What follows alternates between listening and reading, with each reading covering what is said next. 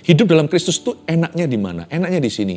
Segala-galanya yang kita lalui alami dipakai oleh Allah untuk kemuliaannya dan untuk mendatangkan kebaikan bagi hidup kita dan orang-orang di sekeliling kita.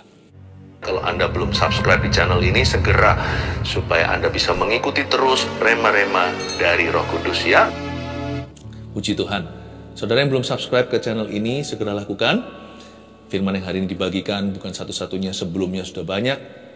Nanti ke depan juga Tuhan berkenan terus diadakan. Jangan ketinggalan. Hari ini kita akan mempelajari suatu pesan sederhana. Saya kasih judul Rencana Terindah Bagi Kita. Roma 8 ayat 28 sampai 31, mari kita buka. Sadarkah bahwa Tuhan itu memikirkan kita 24 jam seharinya kita? 7 hari seminggu, 365 hari setahun, pikirannya tertuju kepada Anda dan saya. Dan Tuhan itu nggak ada kejahatan di dalamnya. Kegelapan nggak bisa tahan. Tuhan itu terang. Jadi, kalau manusia bisa punya pikiran busuk sama sesamanya, minimal nggak tulus hati, Tuhan kita selalu tulus. Dialah Yesus. Dan dia selalu baik. Hanya karena ada penderitaan di dunia, kita seringkali curiga. Tapi sebenarnya, tidak pernah Tuhan itu rancangan yang demikian. Bukankah dunia menjadi seperti ini hari ini karena dosa Adam dan Hawa? Dan dosanya Anda dan saya. God is always good. Gak pernah loh, sama sekali dia itu ada pikiran gimana sama kita, itu gak ada. Apalagi kalau dia bisa devise an evil plan, atau bisa mendesain suatu rancangan jahat, itu gak mungkin Tuhan. Percaya itu dulu. Ini pengetahuan umum dalam firman. Ini pengenalan akan Allah yang sangat mendasar. Roma 8 ayat 28 bunyinya demikian. Kita tahu sekarang bahwa Allah turut bekerja dalam segala sesuatu untuk mendatangkan kebaikan bagi mereka yang mengasihi Dia, yaitu bagi mereka yang terpanggil sesuai dengan rencana Allah. Sebab semua orang yang dipilihnya dari semula, mereka juga ditentukannya dari semula untuk menjadi serupa dengan gambaran anaknya, supaya ia, anaknya itu menjadi yang sulung di antara banyak saudara. Dan mereka yang ditentukannya dari semula, mereka itu juga dipanggilnya, dan mereka yang dipanggilnya, mereka itu juga dibenarkannya, dan mereka yang dibenarkannya, mereka itu juga dimuliakannya. Sebab itu, apakah yang akan kita katakan tentang semuanya itu? Jika Allah di pihak kita, siapakah yang akan melawan kita? Katakan amin dulu. Rencana terindah bagi kita. Dimulai ayat 28, kita tahu. Makanya tadi saya berikan dulu pengetahuan. Kalau kita nggak lulus sekolah dasar, janganlah beranjak ke sekolah menengah. Pewahyuan Tuhan itu universitas yang indah. Tapi dasarnya jangan salah. Kalau kita dasarnya masih Adam dan Hawa, taruh rasa curiga, bertobatlah. Tuhan tuh nggak pernah sembunyikan sesuatu yang baik dari kita. Atau dia rancangan yang jahat. Adam dan Hawa curiga. Bahkan dosa pertama manusia itu curiga namanya. Kan setan menghasutnya. Tapi salah sendiri kenapa mau dengarkan. Setan itu kan seorang pendusta. He's the father of lies and the father of liars. Dialah bapak dusta dan bapak semua orang yang suka berbohong. Setan ngomong, kamu dibilang apa nggak boleh makan dari buah itu? Tuhan takut kali ya. Takut kalau kamu makan, kamu jadi sayangannya, kamu tahu segala sesuatu. Kalau Tuhan bilang jangan, pasti jelek untuk kita. Udah gitu aja. Saya itu simple kok iman saya. Iman saya nggak buta, karena saya sudah kenal Tuhan 30 tahun. Jadi saya sudah kenal gitu. Nggak perlu lagi Tuhan menjelaskan. Saya tahu. Anda tahu? Apakah Anda sudah tahu bahwa Tuhan itu baik? Dan bahwa Allah turut bekerja sama dalam segala perkara? Perkara yang nampaknya baik maupun perkara yang nampaknya tidak baik atau kurang baik, Tuhan bekerja sama untuk mendatangkan kebaikan bagi kita. Coba bayangkan betapa baiknya Dia. Kalau Dia mereka perkara baik untuk orang baik, ya Tuhan baik ya lumrah. Dia disebut Allah yang baik ya masuk akal. Tapi kalau Tuhan mengusahakan yang baik untuk orang yang gak baik seperti Anda dan saya, untuk orang-orang jahat seperti kita ini, orang berdosa, wah super baik. Bukan hanya merancangkan kebaikan, Dia mati untuk memberikan kebaikan itu bagi kita. God is good. Kok bisa ya kita masih curiga seperti Adam dan Hawa? Itu dosa udah kuno. Itu kalau ada di rak supermarket jangan diambil itu. Itu produk-produk yang sudah kadaluarsa, expiry date-nya telah tiba. Kenapa manusia masih terus melakukan dosa purbakala? Curiga. Makanya ayat 28 dimulai dengan kita tahu. Jangan lanjut dari sini kalau nggak bisa lulus SD, jangan ke SMA. Jangan sekolah menengah atas. Kita tahu, do you know? Do you know? Tahukah Anda bahwa Tuhan nggak pernah jahat? Nggak pernah berbuat jahat sama kita seperti yang dituduh-tuduhkan. Seringkali manusia itu gini, lucu. Seperti di Amsal katakan, kita itu sengsara kerap kali karena kebodohan kita sendiri, tapi habis itu Tuhan yang dimarahi. Lalu kita salahkan Tuhan, kenapa Tuhan izinkan? Wah, betapa ngawurnya kita. Kita yang salah, setelah manis Tuhan dapat getah. Tuhan yang memperoleh blame-nya. Kenapa Tuhan berikan aku penyakit? Kenapa Tuhan kasih aku persoalan? Kenapa Tuhan itu mengizinkan aku bangkrut? Padahal siapa yang spekulasi, siapa yang gambling, siapa yang berjudi? Kenapa kok Tuhan itu mengambil teman saya? Coba kita pikirkan, siapa yang sensitif? Siapa yang terlalu peka perasaannya? Siapa yang melulu dikit-dikit konflik? Bukan Tuhan, kita yang mengeraskan hati. Kita tahu dulu, Tuhan tuh gak salah. Tuhan tuh baik. Kita tahu sekarang. Mari kita sama-sama mengenal Tuhan dengan baik dan benar. Bahwa Allah turut bekerja dalam segala sesuatu. Kata Allah turut bekerja itu betapa indahnya. Berarti Tuhan memakai kelebihan dan kekurangan kita. Kalau Allah turut bekerja dalam diri kita untuk mendatangkan kebaikan karena kita mengasihi Dia dan kita terpanggil sesuai dengan rencana Allah, berarti Tuhan juga bisa memakai kegagalan kita, bukan hanya keberhasilan. Saya nggak takut untuk beriman sama Tuhan, saya nggak takut untuk hidup saya mengiring Yesus. Kenapa? Karena ada janji bahwa kalau hidup saya di dalam Dia, maka segala sesuatu akan dipakainya.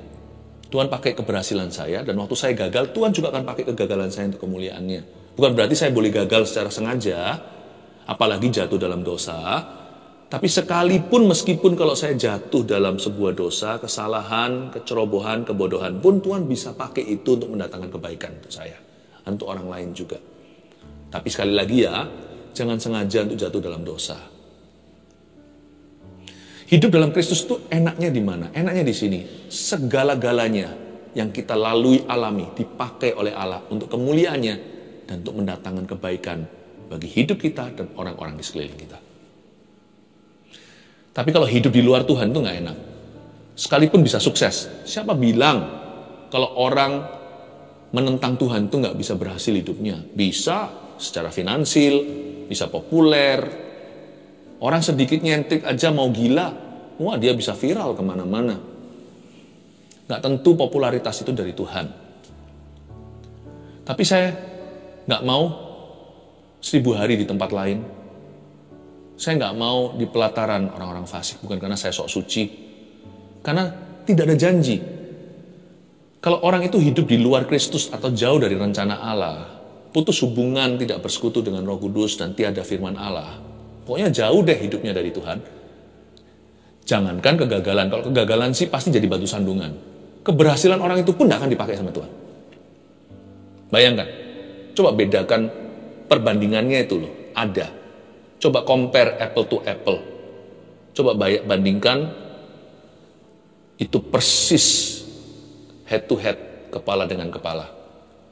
Orang yang hidupnya di luar rencana Allah, orang yang tidak mengasihi Tuhan secara sengaja, yang menentang jalan-jalan Tuhan, yang hidupnya jauh dari hadiratnya, orang-orang yang tidak mau taat pada firman-Nya, orang-orang seperti ini, kegagalannya pasti tidak bisa dipakai untuk apa-apa.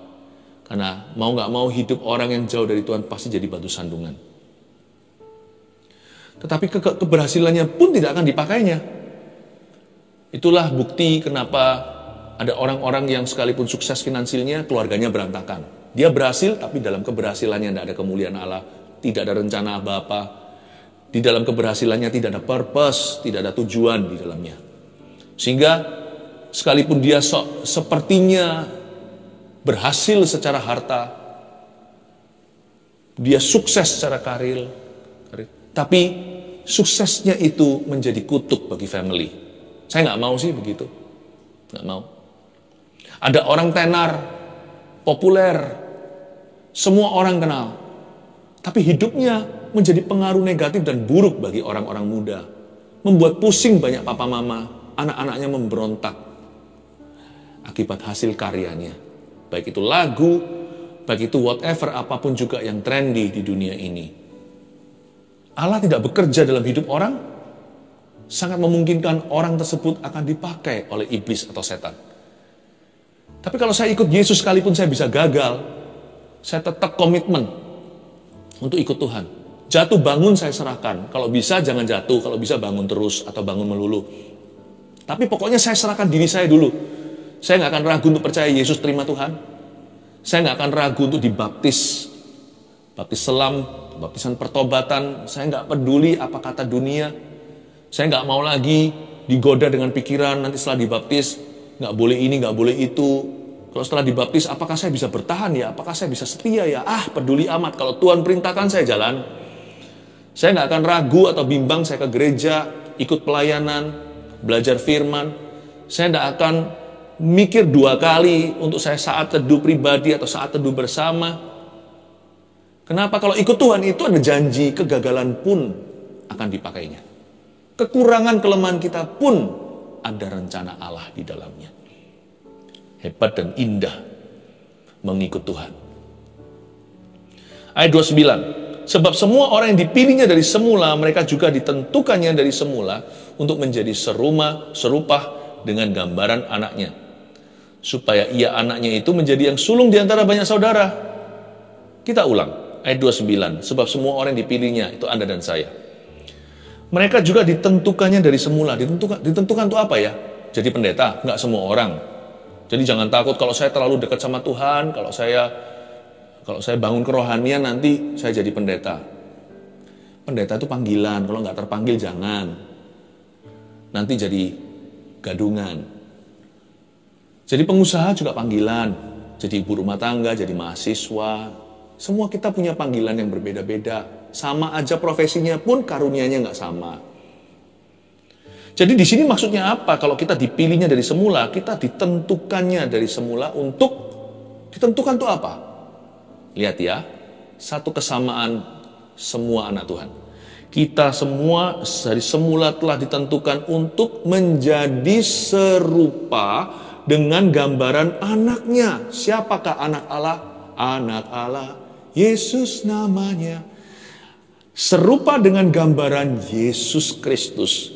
Supaya ia, anak Bapa itu, anaknya itu, yaitu Tuhan Yesus Kristus menjadi yang sulung di antara banyak saudara. Berarti hidup kita itu harus berporos pada Kristus. Dia yang sulung itu berarti dia yang terutama, dia yang utama, dia leader, pemimpinnya, kokonya, kakaknya. Yesus itu harus menjadi senternya. Itulah panggilan kita. Kalau Yesus jadi pusat perhatian kita dan pusat kehidupan kita, Jesus be the center of my life. Jesus be the center of my life. From beginning to the end, it's always been you, Jesus. Jesus, Jesus. Kalau Yesus menjadi pusat perhatian dan pusat kehidupan kita, maka nggak bisa nggak. Sekalipun kita ini manusia yang penuh kelemahan bahkan kegagalan, hidup kita pasti dipenuhi dengan rencana terindah dari Bapa. Karena jelas-jelas inilah DNA, inilah pakemnya, inilah standarnya. Kalau kita mau mengalami rencana setan, tinggalkan Tuhan. Tapi kalau kita mau mengalami rencana terindah dari Tuhan untuk kita, kalau kita mau mengalami rencana yang paling baik dari Bapa, kalau kita ingin menerima God's best plan for us, satu aja simple. Hidupmu berpusatkan pada Kristus. Semua berpusat pada firman. Semua dimulai dari sebuah tuntunan. Hidupku bukannya aku lagi, tapi Yesus dalamku. Bukan kehendakku lagi, terserah gua mau apa, tapi kehendakmu yang jadi. Kalau dulu sih cara begini saya sudah pasti marah dan balas dia. Sekarang enggak, karena hidup saya berporos pada Tuhan. Seperti bumi berputar pada porosnya. Poros kita yaitu Yesus Kristus yang sulung dari semua saudara. Menjadi segambar serupa dengan anaknya, dengan anak Allah. Baik itu firman-Nya, pengajarannya, Injil teladannya, mujizatnya, pengajarannya, perintah-perintah dan peringatannya. Itu jadi pusat kehidupan kita. Hidup kita itu dipenuhi dengan Yesus, Yesus, Yesus, Yesus. Mau nggak mau ya, rencana Bapa yang terbaik, God's best plan, will be unfold, pasti akan dinyatakan dalam kehidupan kita. Rencana Bapa itu nggak perlu proposal. Rencana Bapa itu ada pada orang yang merapat pada Kristus Yesus. Jika hidup kita itu berpusat pada Kristus, rencana, mau nggak mau kita pasti hidup dalam rencana Tuhan. Udah nggak usah tanya lagi. Apakah aku ini sekarang dalam rencana Allah ya? Gampang. Apakah Anda berada dalam firman-Nya? Kalau kita berada dalam firman-Nya, kita hidup dalam tuntunannya. Sekalipun mungkin kita nggak melihat mujizat atau berkat, ketahuilah bahwa kita setiap waktu, setiap hari ini, kita hidup di dalam poros kehendak Allah. Lalu ayat 30 berkata, dan mereka yang ditentukannya dari semula, mereka itu juga dipanggilnya. Dan mereka yang dipanggilnya, mereka itu juga dibenarkannya. Dan mereka yang dibenarkannya itu mereka juga dimuliakannya. Ayat 30 itu kan kelihatan sekali ada tatanan atau susunan. Pertama mereka ditentukan, lalu mereka dipanggil juga. Yang dipanggil, dibenarkan. Yang dibenarkan, dimuliakan. Yang ditentukan, ya kamu ya, dipanggil. Mereka meresponi, ku jawab ya, ku jawab ya Tuhan, dengar dia panggil nama saya. Setelah dipanggil, dia mau dibenarkan sama Tuhan. Tuhan memberikan kepada dia kualifikasi. Dulunya nggak bisa, Tuhan berikan kepadanya kuasa. Dulunya tidak mampu, Tuhan mampukan dia. Tuhan tidak cari orang mampu, Tuhan cari orang mau. Ketika aku jawab ya, Tuhan memberi saya kesanggupan. Saya dibenarkan. Dulu saya salah, saya nggak layak. Sekarang saya dilayakkan untuk jadi anaknya. Saya dilayakkan jadi pelayan kerajaan Tuhan. Tuhan dibenarkan. Setelah dibenarkan, di-upgrade lagi sama Tuhan, dimuliakan. Setiap sub-sub dan fase-fase ini mengharuskan kita untuk mengutamakan Yesus. Makanya itu, kata-kata yang dipakai sini adalah kata-kata pasif semuanya. Ditentukan. Ya, bukan menentukan. Karena kita itu ditentukan. Dipanggilnya. Dibenarkan. Dimuliakan. Inilah tatanan kepemimpinan. Yesus pemimpin, kita yang dipimpin. Berarti dengan jelas kita di posisi hamba. Dia di kursi Tuhan. Tuhan Yesus memberi teladan. Sekalipun Tuhan itu nggak sok-sokan. Engkau menyebut aku guru, engkau menyebut aku Tuhan. Tetapi lihat, aku membasuh kakimu. Yohanes 13. Yesus berkata, demikian pula seharusnya kamu saling membasuh kaki satu dengan yang lainnya, mengikuti teladanku. Sebab aku lemah lembut dan rendah hati. Meskipun Yesus itu rendah hati, Yesus nggak bosi. Ya dia nggak ngebosi orang kanan kiri, main perintah-perintah. Tetapi kita harus tahu diri, sekalipun dia itu baik hati, ingatlah bahwa dia pemimpin kita itu yang dipimpin, dia Tuhan, kita hamba. Ini mengingatkan kita kalau kita mau alami God's best plan, rencana Allah, kita harus paham dan tahu diri, paham posisi. Yesus harus di tempat pertama. Kita di baris yang terakhir. Baru terjadi kehendak Bapa. Barulah rencana Allah dinyatakan. Barulah kelihatan campur tangan Tuhan. Baru ada yang namanya tuntunan dari Roh Tuhan. Kelihatan perkara-perkara ilahi, nampak sekali perbuatan Allah tidak tersembunyi dalam kehidupan orang-orang yang mau dipimpin, dituntunnya, dipanggil, dibenarkan, dimuliakannya. Bukan hanya Yesus berada di pusat kehidupan kita, view-nya orang Kristen anak Tuhan itu, pemandangan yang kelihatan dari jendela hati mereka itu selalu Yesus. Mau dia tinggal di kamar 1301, atau di kamar 1789, atau mau di kamar ground floor di bawah sana, atau di top floor penthouse-nya, setiap anak Tuhan tuh view-nya itu ke tengah. Jesus Christ, our Lord, ketuhanan Yesus. Lalu kemudian harus mau dipimpinnya dalam setiap keputusan. Yesus harus selalu di tempat yang pertama. Dia nomor satu, dia yang sulung, dia itu kakak sesepuh, dia itu juru selamat kita, dia itu firman dan pencipta.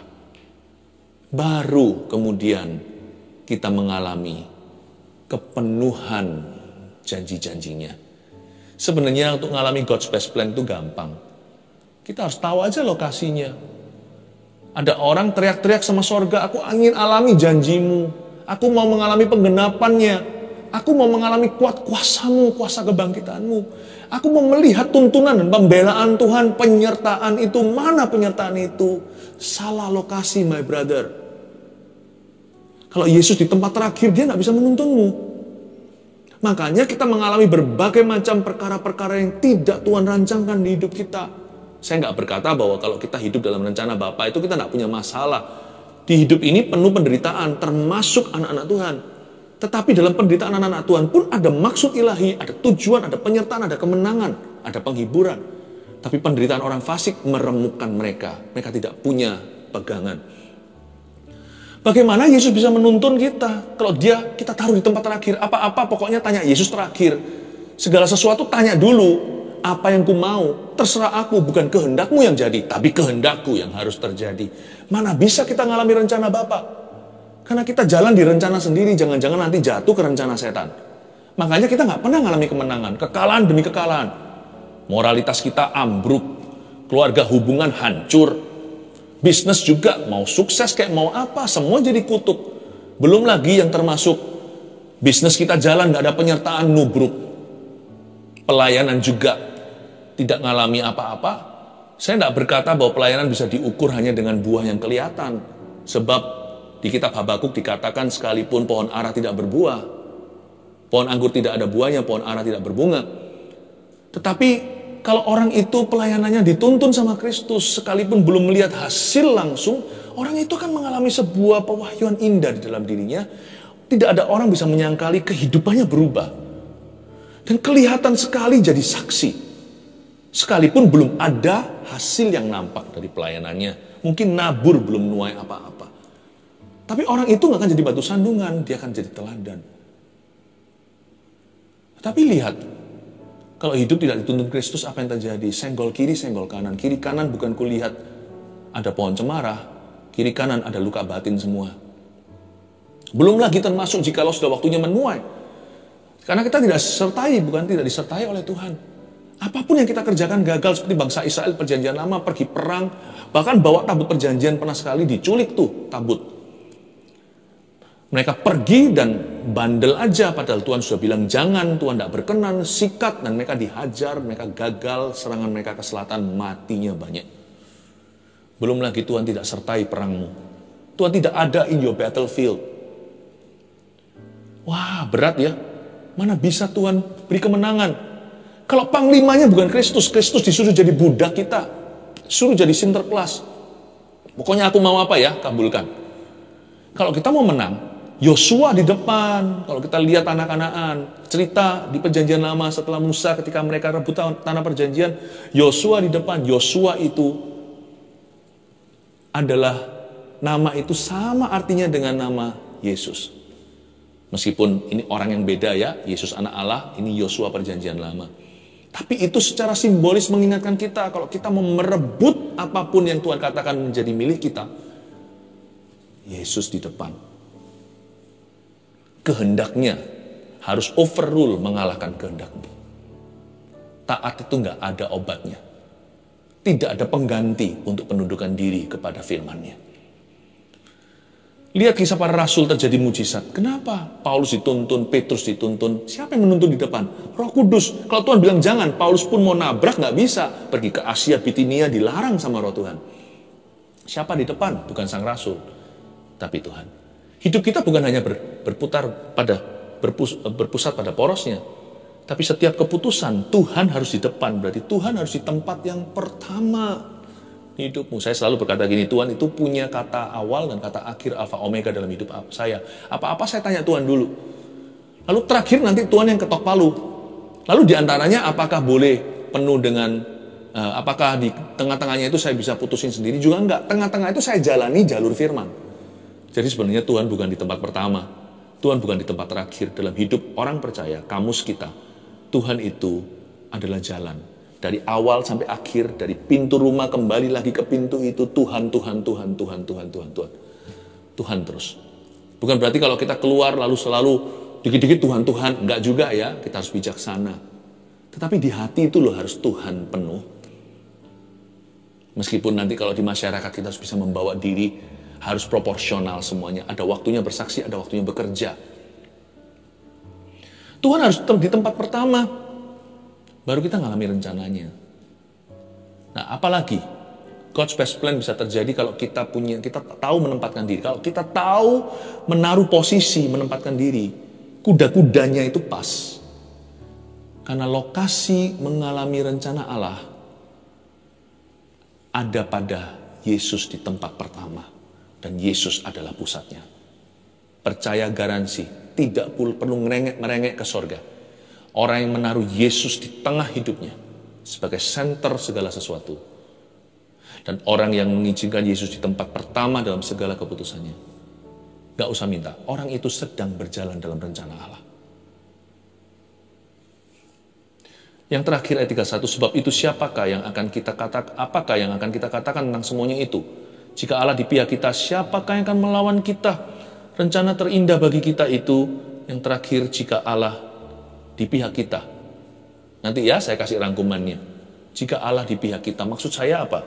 Maksudnya begini, kalau tadi Tuhan sudah ada di porosnya, Tuhan di tempat pertama, ini hidupmu sudah jadi kepentingan sorga, bukan kepentinganmu.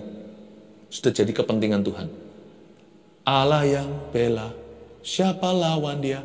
Lebih dari pemenang, dalam segala hal, ku pasti dapat lakukan semua. Yesus yang beri kekuatan, terpujilah namanya. Allah akan membela kita. Nah, waktu Allah menjadi pembela inilah, disitulah ada banyak kesaksian hidup. Bagaimana orang-orang yang tidak dijagokan, orang-orang yang dipandang sebelah mata, yang dia dijadikan, pokoknya orang-orang yang gak diduga lah, justru Tuhan angkat. Di sini banyak kesaksian-kesaksian mujizat. Banyak kesaksian atau testimoni kemenangan ketika Allah membela kehidupan. Bagian daripada rencana indah dalam hidup kita adalah Allah bela. Dan kalau Allah membela kita, hidup kita akan penuh dan banyak cerita. Di dalam hidup ini, kalau Tuhan campur tangan, ada banyak plot twist-nya. Kalau kita lagi nonton sinetron atau kita nonton satu movie yang sutradaranya kawakan gitu, kita nggak bisa menebak nanti ini ujungnya gimana. Ternyata putar baliknya itu loh hebat. Makanya film itu box office. Karena kita nggak bisa mengira dari awal ini nanti bakalan gimana ya menangnya. Ternyata begitu. Tuhan lebih dari itu. Tuhan itu mastermind segala yang baik dan indah dalam hidup kita. Dan Tuhan memikirkan bagaimana caranya membela orang yang menaruh putra Allah, anak Allah, Bapa berkepentingan. Ketika anak Allah ditaruh di tengah hidup seorang umatnya, menjadi tempat utama atau pertama, Bapa akan membela. Dan ketika Tuhan membela, banyak kesaksian yang tidak terduga plot twist-nya itu ada, kemenangan terjadi. Saya kasih 3 poin ini sebagai rangkuman. Rencana terindah bagi kita, 1, jika hidup berpusat pada Kristus. Tanya sekarang, kalau hati kita bisa saya gambarkan lingkaran, Yesus pasti ada di hatinya kita lah, pasti kalau anak Tuhan, pasti ada. Hanya cuman pertanyaannya, Yesus di mana? Yesus di pinggiran atau Yesus disudutkan? Roh Kudus di mana tuh? Di mana Tuhan Yesus? Pertanyaan saya sekarang, di singgasana, di hati kita itu pasti ada satu yang paling utama dan paling penting. Siapa yang duduk di tahta itu, di kursi itu? Dirimu, diriku. Kalau diri kita yang duduk di sana, saya yakin 100% kita tidak akan mengalami rencana terindah dalam hidup kita. Banyak hal terjadi itu di luar pengizinan Allah. Di luar terjadi itu di luar restunya Yesus. Segala yang terjadi di hidup kita itu questionable, bisa dipertanyakan. Apakah ini kehendak Tuhan? Tapi kalau Yesus yang duduk di kursi itu, bukan hanya ada di hatimu, tapi persis ada di tengah, di singgasana, duduk di tata. Segala sesuatu yang lain harus tunduk padanya. Termasuk dirimu. Manusia itu paling hebat menaruh dirinya sendiri di hati. Siapa yang ada di hati kita? Ya kita. No one I love more than me. I love me. Itulah manusia. Gak ada orang yang aku lebih cinta dari diriku sendiri. Kalau perlu, istri saya ceraikan atau suami saya ceraikan kalau dia berani-berani sama saya. Siapa yang paling penting di hidupmu? Siapakah VVIP-nya? Me? Aku? Nah itu bahaya. Orang yang begini gak akan ngalami rencana Allah. Malah bisa jatuh ke rencana setan. Gak akan ngalami rencana terindah. Bukan rencana Tuhan. Jika hidup kita berpusat pada Kristus, rencana terindah untuk kita. 2, jika Tuhan di tempat pertama. Kalau sempat Tuhan nggak di tempat ke satu, nggak apa-apa, balik lagi ke situ. Tuhan di tempat pertama lagi, sekalipun masih ada jalan pemulihan, misalnya kita sudah sempat melakukan kesalahan. Kan nggak segampang tabrak lari, bye-bye kalau itu melibatkan orang. Kalau Anda mau masuk ke rencana Allah lagi, atau rencana terindah, gampang, saya kasih jalan. Taruh Yesus lagi di tempat pertama. Sekalipun Anda sempat salah, kali ini menderita hukuman, nggak apa-apa. Taruh Yesus di tempat ke satu lagi. Tanya begini, dalam situasi ini, kira-kira apa yang Tuhan kehendaki saya lakukan ya? Atau saya katakan, atau tidak saya lakukan, tidak saya katakan. Bisa juga kita berpikir dalam situasi seperti ini, kira-kira Yesus akan melakukan apa ya? Yesus di tempat pertama. Consider him, pertimbangkan. Sekalipun kita sudah sempat jatuh pun, kalau kita kembali taruh Yesus di tempat nomor 1, kita balik loh ke rencana terindah. Meskipun jalannya agak sedikit, rutenya diatur ulang atau reroute. Karena tadi kita salah jalan kan? Berarti kita harus lewati gang itu dulu, jalan besar, balik lagi ke sana, lalu ke sebelah barat. Seperti tadi, secara orisinil destinasi. Mungkin kita perlu muter dulu dikit, tapi ketika kita taruh Yesus di tempat pertama lagi setelah kita membuat kesalahan, maka hidup kita kembali ke tuntunan. Tunggu sebentar, sabar. Tanggung konsekuensinya jika diperlukan. Tuhan memberi ketabahan. Nanti pasti akan balik lagi ke tempat semula untuk pergi ke destinasi tujuan awal. Rencana Tuhan itu selalu A, karena Tuhan bisa pulihkan. Allah bekerja sama mendatangkan kebaikan. 3, jika Allah di pihak kita. Rencana terindah terjadi karena waktu Allah memihak kepada seseorang, wow, siapakah musuhnya? Rencana terindah terjadi karena banyak cerita mulia, banyak plot twistnya, dan semua kejadian itu Allah bekerja sama untuk memberikan kemenangan kepada orang-orang yang dikasihinya. Haleluya. 1 Petrus 4 ayat 7. Kesudahan segala sesuatu sudah dekat. Karena itu, kuasailah dirimu dan jadilah tenang, supaya kamu dapat berdoa. Saudara yang terkasih, terima kasih telah mendengarkan firman Tuhan hari ini. Jangan lupa untuk dukung terus channel ini dengan cara subscribe, like, share, dan juga komen, agar saudara kita yang lain juga boleh terberkati. Tuhan Yesus memberkati kita.